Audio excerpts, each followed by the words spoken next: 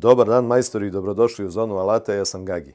Danas ćemo testirati jednu akumulatorsku brusilicu Parkside Performance PWSA P20LID4. Radi se o brusilici koja ima promenljiv broj obrtaja, od 3 do 10.000 obrtaja u minuti, nosi ploču 125 mm, standardno M14. Posjeduje brushless motor, ready to connect opciju da možemo da se povežemo na smart bateriju putem telefona. Dolazi nam standardno, pošto je performance alat, odnosno crni alat, dolazi nam sa 5 godina garancije u Lidlu. Uz to sam uzeo i krune za bušenje keramike, dijamantske, pa ćemo vidjeti kakve su i šta rade. Cena ove brusilice u Lidlu je trenutno 7.000 dinara, što je ok cena. Krune su 3.000 dinara, tako da eto, koristit ću ovu brusilicu u kombinaciji sa Parkside Smart baterijom od 4 Ah. Ako bude zafalilo snage, koristit ću i bateriju od 8 Ah koju imam od ranije. Brusilica nam dolazi spakovana u ovaj performance kofer. Klasika, navikli smo, to je tako, crno-crveni.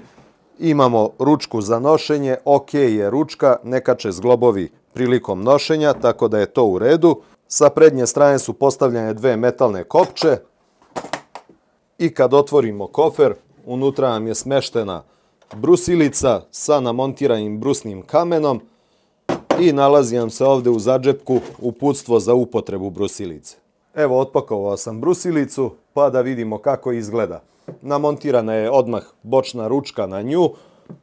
Bočna ručka izgleda kao da ima kontrolu vibracija, međutim, koliko ja vidim, nema je. Znači, ovo ovdje je zapravo samo ukrasni deo, ništa tu nije fleksibilno da bi upijalo vibracije. Unutar ručke se nalazi smešten ključ za odvrtanje rezne ili brusne ploče, odnosno stezne matice. Ključ, pa ok, simpatično. Pozicija u bočnoj ručki nije moja omiljena pozicija, to već svi znate, jer od vibracija hoće da ispadne. Vidjet ćemo da li će ovdje ispadati ili su poradili na tome. Deluje mi za sad da dosta čvrsto to stoji unutra. Skinuo sam bočnu ručku da bismo mogli lepše da vidimo alat. Alat crne boje, gumiran, izgleda sasvim ok što se tiče estetike. Jako lepa brusilica, deluje mi da lepo leži u ruci.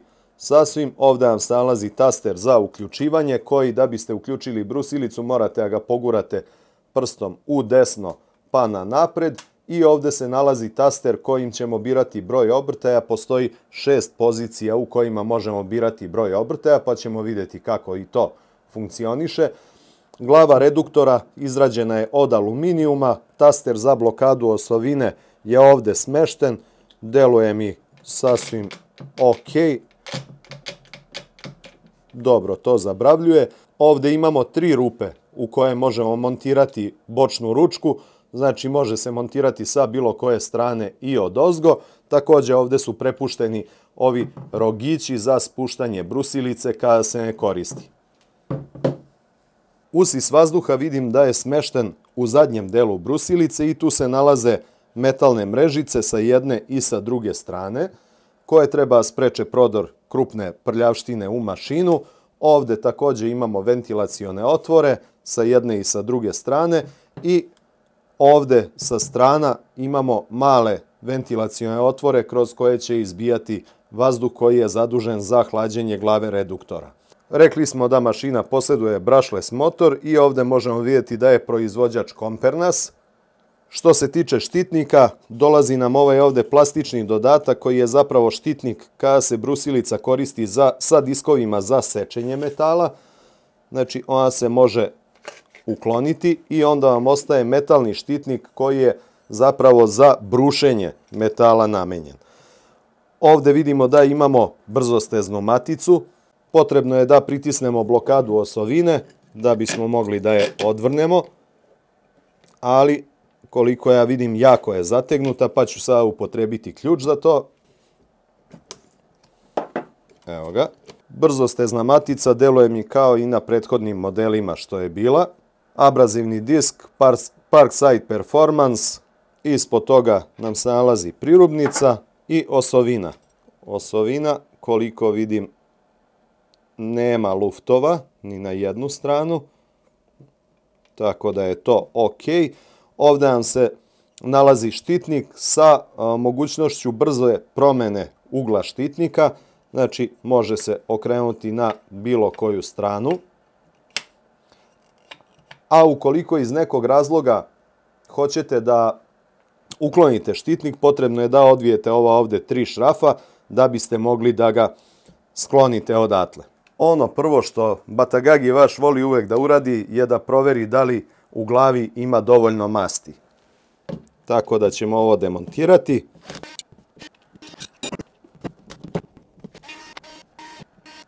Da vidimo kakva je situacija. I haj. Masti ima dovoljno, znači ne morate uopšte da razmišljate o tome, makar kod mene u ovoj brusilici puna je masti, tako da mogu samo da vratim ovaj ovdje poklopac i da zatvorim to. Nema potrebe da bilo šta dodajem, tako da to je ok. Ovdje možete da vidite kako izgleda zupčanik, kako je odrađen, ima 3 pozicije za zaključavanje. Ovdje unutra isto možete vidjeti kako izgleda prenos i koliko vidim ubačena je piksna unutra, nije igličasti ležaj. Da ovo spakujemo sve nazad pošto je sve u redu. Kad pakujete, obavezno malo okrenete levo desno ovo da lepo legne i onda tek idete u šrafljenje. Nakon toga vraćamo i štitnik na mesto jer ja bez štitnika ne radim. Sa donje strane postavljeni su vam kontakti za bateriju. Standardno, evo otvorio sam mašinu, a pogledamo i šta je unutra. Znači ovdje nam je smešten hladnjak jedan sa komponentama koje su zalivene. Znači komponente su zalivene, ne može se njima prići. To je u jednu ruku dobro zato što ne može prašina i opiljci da prave probleme prilikom rada, a sa druge strane nije dobro jer onemogućava servisiranje toga. Ovdje nam je smešten prekidač, vidimo polugu sa oprugom koja ga povlači i aktivira. Ovdje nam je smešten ovaj ležaj koji se nalazi u plastičnom kućištu, znači brushless motor, vidite koliki je, ima krupne namotaje koliko vidim i ovdje imamo parče elektronike koje je zaduženo za broj obrtaja. Također ovdje možemo vidjeti i ventilator koji je zadužen za hlađenje brushless motora. Što se tiče same plastike, deluje mi prilično dobro izrađena sa dosta ovih delova koji imaju za ulogu da učvrste celu ovu konstrukciju, tako što se tiče konstrukcije same plastike, deluje mi da je zaista ok, a ostalo ćemo vidjeti kako se ponaša u radu. E sad, pošto smo je i vidjeli iznutra, da je čujemo kako zvuči.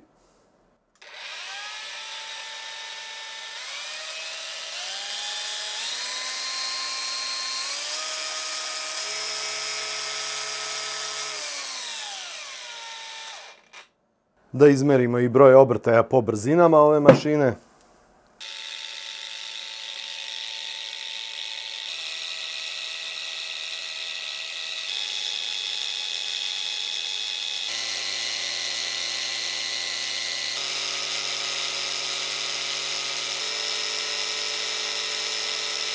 Što se tiče nivoa buke, da vidimo kako tu stoji.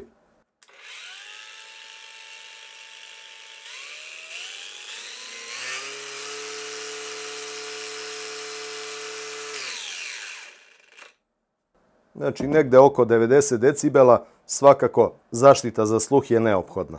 Evo da pogledamo, pošto sam vam rekao da sam uzeo i ovu garnituricu za bušenje keramike.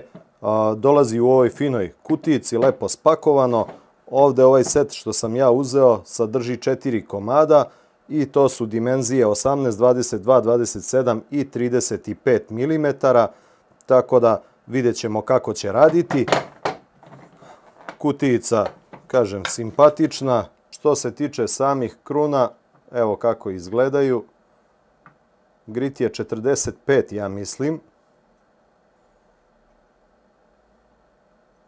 Tako da deluju korektno, pa probat ćemo ih. Obavezno zaštita na radu, naočare, rukavice, antifoni. Stavio sam je na 6. brzinu, maksimum 15-15 profil, rezna ploča da vidimo kako seče.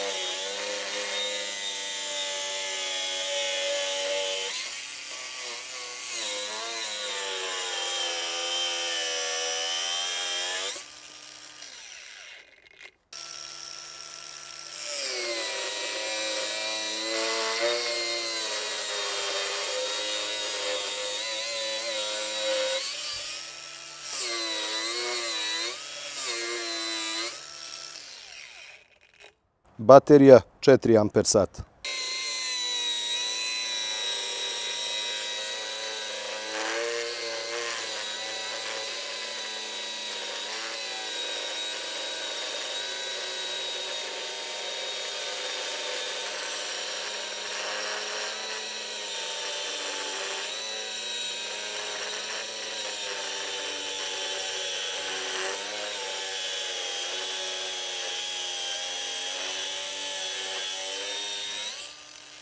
Evo imamo ovdje jednu dasku, stavio sam ovaj disk za multimaterijal da vidimo kako radi sa njim.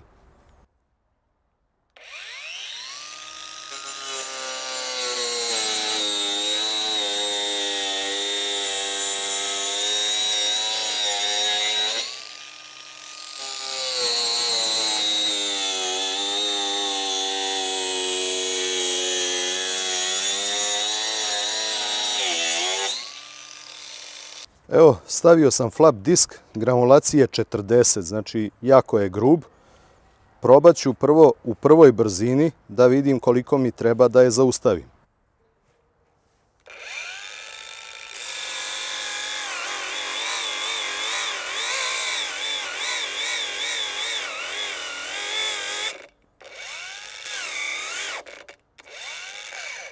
Znači, mogu da je zaustavim, ali ne znam da li ste primetili, posjeduje kontinualnu elektroniku koja dodaje struju kada se optereti.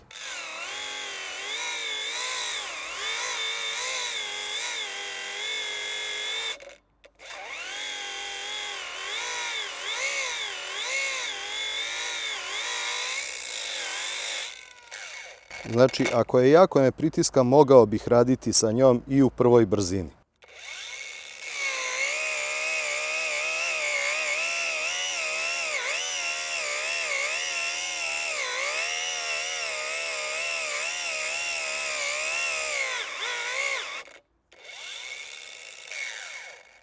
Jasno je da mogu je zaustavim i u drugoj, ali se generalno isto ponaša kao i u prvoj što se tiče tog opterećenja. Kad dodate opterećenje, ona doda struju i nastavlja dalje, što je sasvim pozitivno.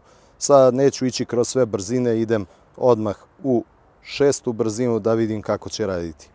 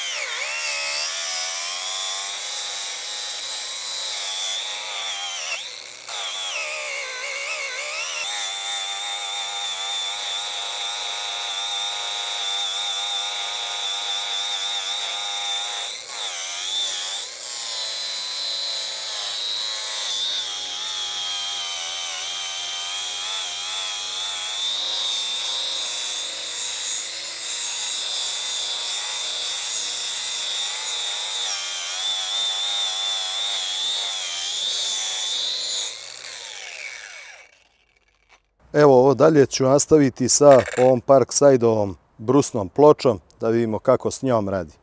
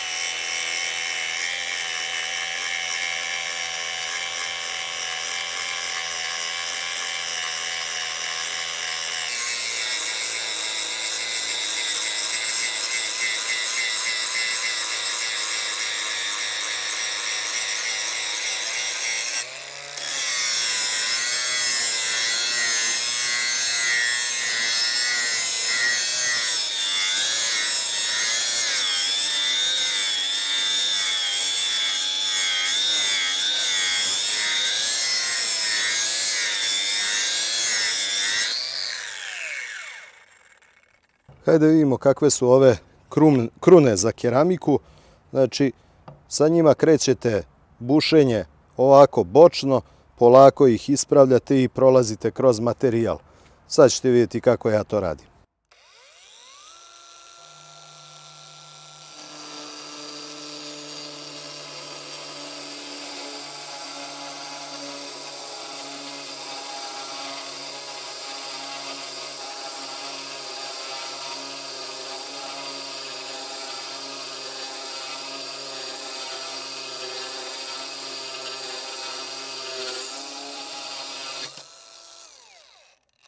I evo vidite kako izgleda rupa u keramici. 35-icom da izbušimo rupu.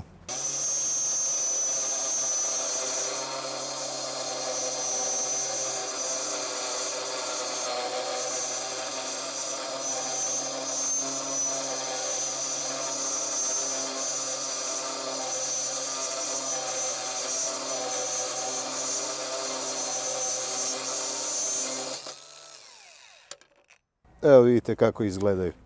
Znači ništa nema pritiskanja, lagano uđete unutra i izbušite rupu. Hajde da vidimo kakva je situacija da sečemo ovaj profil sa dijamantskim diskom za metal.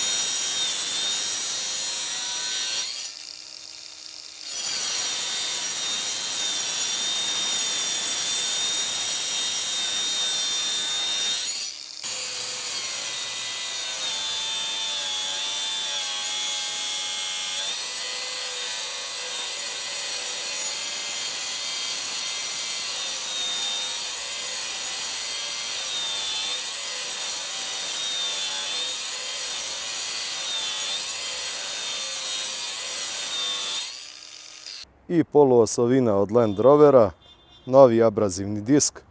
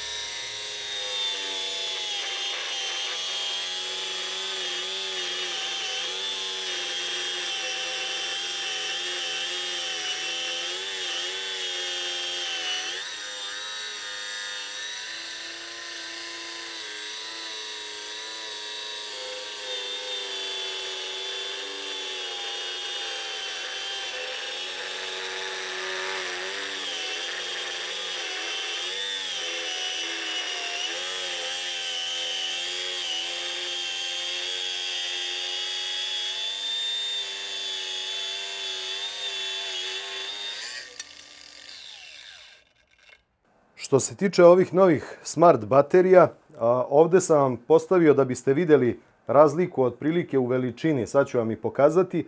Ovo levo je baterija od 4 amper sata, ova na koju smo navikli standardna. Znači ona izgleda, evo, to već svi znamo kako. Smart baterija od 4 amper sata, pogledajte koliko je smanjena veličinom. A ova ovdje desno je baterija nova smart od 8 amper sati. I ona je bukvalno iste veličine kao što je bila baterija od 4 amper sata, samo je duplo veće kapaciteta. Bukvalno su identične dimenzije, možda je razlika u nekom milimetru, da li je milimetar, dva, ali svakako pozitivno. Sa baterijom od 4 amper sata tu je razlika jako velika. Kao što vidite, baterija od 4 amper sata je sada dimenzije kao što je bila baterija od 2 amper sata ranije, ali ima opet duplo veći kapacitet i veću izlaznu struju. Što se tiče baterija, moja preporuka, ako imate malo više a radite, obavezno 2 baterije koristite od 4 amper sata, to je neki minimum za ovu mašinu.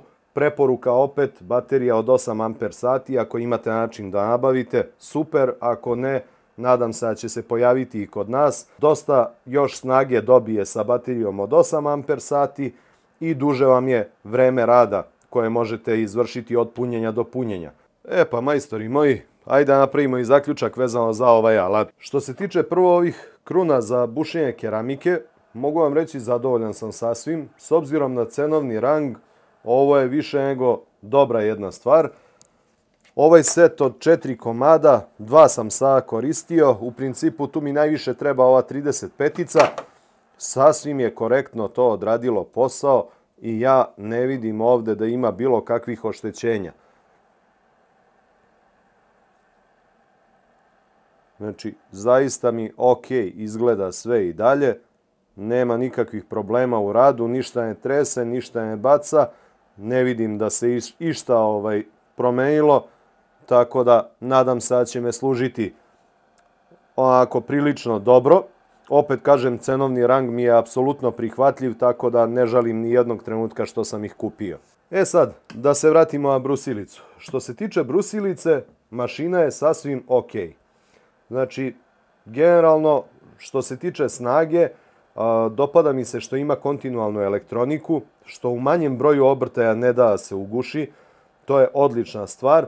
Za razliku recimo od zelene brusilice koja je jedina koja je imala promenljiv broj obrtaja, od Aku brusilica, ona u prvoj i drugoj brzini to je neupotrebljivo. Bukvalno, ova je apsolutno upotrebljiva čak i u najnižem broju obrta. Tako da to je jedan veliki plus ovde. Što se tiče ovog ključa u ručki, nije mi ispadao uopšte prilikom rada, to je sasvim ok. Ono što sam ja imao problem sa ovom brusilicom, odnosno ne sa ovom, ovo je brusilica koju sam novu uzeo iz Lidla, onu sa kojom sam snimio test sam vratio. Sad, šta je bio problem? Dešavalo mi se od vibracija prilikom rada da mi se isključi sam prekidač. Znači, ovako, krenem da radim i on samo se odjednom isključi, znači sam od sebe. Jednostavno nisam smatrao da to tako treba bude, jer nije bilo od preopterećenja. Kad je preopteretite, ona će stati i ostaće vam prekidač uključen, jel tako? Jednostavno on od vibracije uzme, smakne se i isključi mi se brusilica. Možda ste i primetili u videu da na nekim snimcima držim prekidač ovako rukom pritisnut dok radim. To je ono što vam kažem, vrlo je bitno da sačuvate račun. Otišao sam, uzeo drugu brusilicu, vratio onu, znači i nema nikakvih problema, ova radi super. Desi se, to su jako velike serije alata, mislim desi se da ima neku falinkicu, nešto, ali zbog toga i postoji garancija, a ovaj alat sa 5 godina garancije, znači čini da budem prilično ovako bezbrižan, jel? Videli ste šta smo sve sekli, neke lakše materijale, neke materijale koji su ovako i previše za ovakve mašine, ona poluosovina od Land Rovera, ono je sačuvaj Bože, ali znači može se uraditi svaki posao sa njom. Ako treba kućna mašina, kućna brusilica, znači nema šta mnogo da se razmišlja. Ovo je sasvim dobar izbor. Ako treba za neki posao gde će se koristiti povremeno ili je manji obim posla, isto tako može da završi posao. Znači, sasvim korektna mašina. Što se tiče ergonomije ove brusilice, znači mnogo lepo leži u ruci. Jako je zgodna za rukovanje, mnogo je tanja i finija u ruci nego prethodni model što je bio, tako da je to samo još jedan plus na celu ovu priču. Jedna stvar koju vam nisam rekao, brusilica posjeduje i zaštitu od restartovanja. Šta znači to? Znači sad ispraznila vam se baterija, ostala vam uključena brusilica. Vi sad ako stavite bateriju na brusilicu, ona se neće uključiti. Znači neće krenuti da vrti da bi se izbegla mogućnost povrede. Morate da je isključite i onda uključite. I onda će raditi. Znači, jako korisna funkcija, jer desi se neki put, isprazni se baterija u brzini, zaboravite, isključite, ona je stala, napravite problem, jer tako. Tako da to je jedna od funkcija isto koja je dobra, koju posjeduje ova brusilica, tako da eto, to bi vam u principu bilo to. Od mene ovoliko u ovoj recenziji, ako imate iskustva sa ovom brusilicom. Podelite ih dole u komentarima, recite mi šta vi mislite o njoj, pa se vidimo u nekom sljedećem videu. Veliki pozdrav! Ćao!